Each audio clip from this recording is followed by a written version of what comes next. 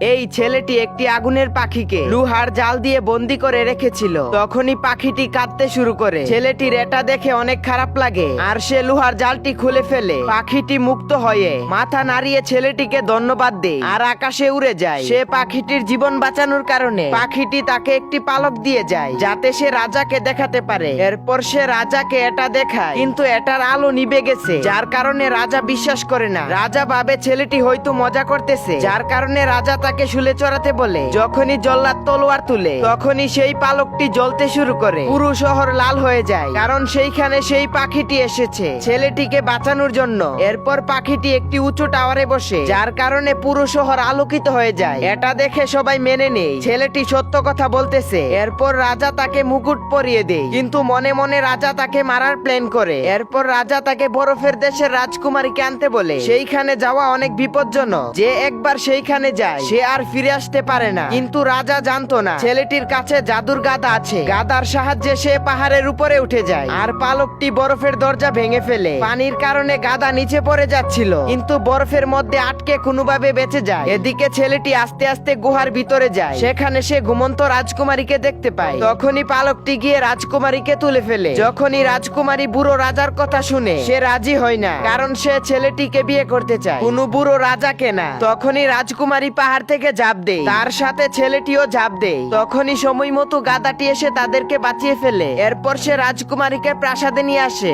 কিন্তু রাজকুমারী রাজাকে বিয়ে করতে মানা করে দেয়।